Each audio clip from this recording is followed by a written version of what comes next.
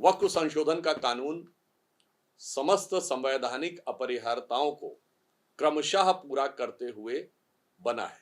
सर्वप्रथम यह संसद में प्रस्तुत किया गया, फिर संयुक्त संसदीय समिति को दिया गया।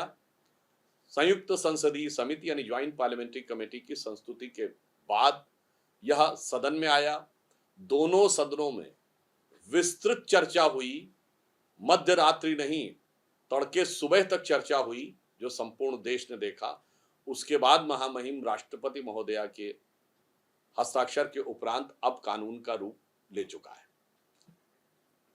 हमारे तमाम राजनीतिक विरोधी दल जो अनेक मौकों के ऊपर संवैधानिक व्यवस्थाओं और प्रक्रियाओं के बारे में अपनी अवमानना व्यक्त कर चुके हैं, परंतु ये उनका अधिकार है कि वह न्यायालय गए हैं।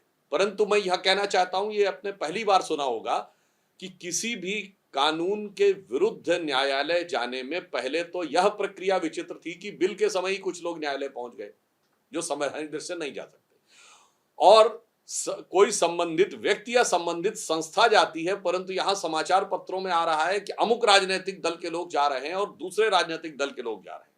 इससे दो बातें स्पष्ट होती हैं। पहली बात यह कि माननीय उच्चतम न्यायालय की न्यायिक प्रक्रिया में राजनीतिक दृष्टि से किसी भी चीज को रखना न्यायालय की गरिमा के अनुरूप नहीं है। पहली बात ये साफ, यानी साफ दिखाई पड़ रहा है कि इनके मध्य एक राजनीतिक प्रतिस्पर्धा का स्वरूप है। दूसरा, यदि ये सारे दल अलग अलग राजनीतिक दलों के प्रतिनिधि के रूप में न्यायालय में जा रहे हैं, इससे यह भी साफ हो गया कि इनका एक दूसरे के ऊपर कोई विश्वास नहीं है, या फिर ये एक दूसरे से प्रतिस्पर्धा में लगे। इसलिए मैं उन सभी राजनीतिक दलों से कहना चाहूंगा, जब एक बार आप माननीय उच्चतम न्यायालय तक जा चुके हैं तो वहां पर न्यायिक प्रक्रिया की गरिमा को ध्यान में रखते हुए राजनीतिक बयानबाजी से बचने का प्रयास करना चाहिए।